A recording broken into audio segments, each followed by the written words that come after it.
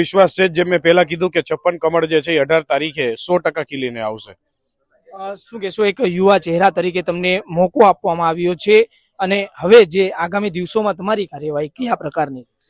ખાસ કરીને તો હું આ દેશના યશસ્વી વડાપ્રધાન નરેન્દ્ર મોદી સાહેબ, અમિત શાહ સાહેબ, નડ્ડાજી, CR પાટીલ સાહેબ, ગુજરાત રાજ્યના મુખ્યમંત્રી ભૂપેન્દ્ર પટેલ સાહેબ, રત્નાકરજી, વિનોદ ચાવડા સાહેબ, તમામનો ખૂબ ખૂબ પેલા આગેવાન એનો આભાર માનીશ કે મારી જેમ કેટલા આ વખતે યંગસ્ટર્સને એ લોકોને આ સેવાની તક આપી છે અને જે જગ્યાએ અમે લોક સંપર્કમાં જઈએ છીએ અને જ્યારે પણ લોકોને મળેલા હતા ત્યારે ખાસ એક વિશ્વાસ સાથે વાત કીધેલી હતી અને એક ભરોસા સાથે કે અત્યાર સુધી કદાચ એવું બનતું હશે કે મતદારો જે છે એ ઉમેદવાર પાસે કોઈ કામ લઈને જાય, પણ એવો દ્રઢપણે એ લોકોને ભરોસો અપાવી અને વિશ્વાસ સાથે કહું છું કે એ લોકોને ઉમેદવાર પાસે નહીં પણ અમે લોકો એમની પાસે જશું અને જે એમનું કામ હશે એ ત્યાં જઈ અને એમને પૂરા નિષ્ઠાથી પૂરું કરવાનું અમારું કાર્ય રહેશે।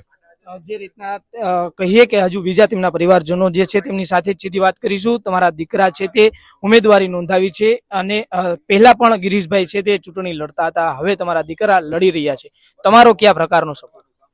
મને તો ખૂબ ખુશી છે અને મારા દીકરાને મારો પોતાનો ખૂબ સાથ અને સહકાર મારાથી અપાય એટલો હું આપું જ છું, કારણ કે અમારા ઘરમાં તો આજ માહોલમાં એ પોતે મોટો થયો છે એટલે અમને કોઈ ઓલું નથી કે ના ના નહીં આ શીખવું પડશે, એટલે મને બહુ જ ખુશી છે।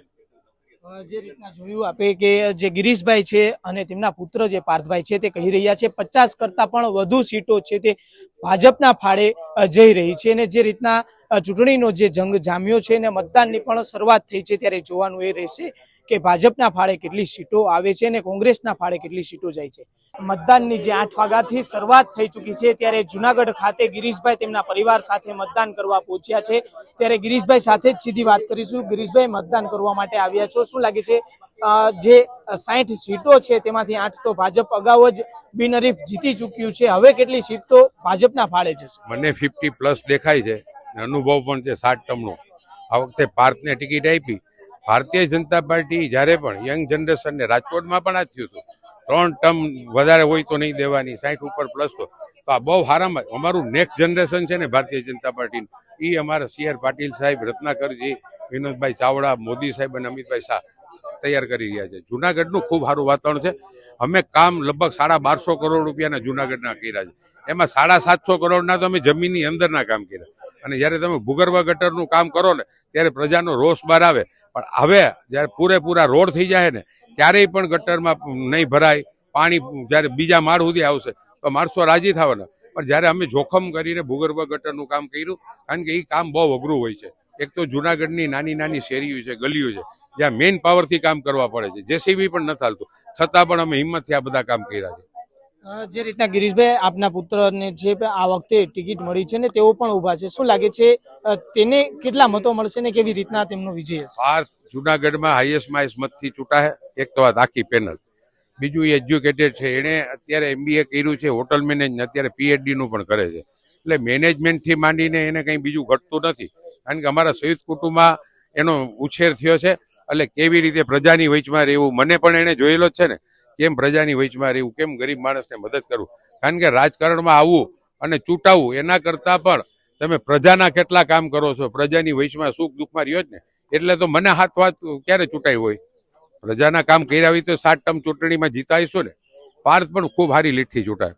જે રીતના તેમના પરિવારના તેમના દીકરા જે ઉમેદવાર છે પાર્થભાઈ, તેમની સાથે જ સીધી વાત કરવાનો પ્રયત્ન છે તે આપણે કરીશું. પાર્થભાઈને જે આ વખતે ટિકિટ મળી છે ને ભાજપમાંથી, જે રીતના અત્યારે તેઓ લડી રહ્યા છે, શું કહેશો પાર્થભાઈ, કેટલી સીટો ભાજપના ફાળે આવી રહી છે? અમને એવો વિશ્વાસ છે ભારતીય જનતા પાર્ટીના 18 તારીખે 56 કમળ જે છે એ ખીલીને આવશે, એવો અમને પૂરેપૂરો વિશ્વાસ છે. આજરોજ મતદાનની જે શરૂઆત થઈ છે ને મતદાન જે ચાલુ છે, યુવાનોને શું અપીલ કરશો મતદાનમાં? યુવાનોને હું ખાસ અપીલ કરીશ કે આ મતદાન જે છે એ આપણો હક છે. તમે લોકો પણ ભૂલ્યા વગર વહેલામાં વહેલા તકે તમે મતદાન કરી આવો અને આવનારા દિવસોની અંદર જુનાગઢના વિકાસમાં આપણે સાથે મળીને કામ કરીએ, એવી મારી અપીલ છે. જે જુનાગઢની અંદર કહીએ કે 8 જે સીટો છે તે ભાજપ પહેલા જ જીતી ચૂક્યું છે. હવે શું લાગે છે હજી કેટલી સીટો એવી છે કે શ્યોર જ્યાં ભાજપ જીતી રહી? અમને એટલો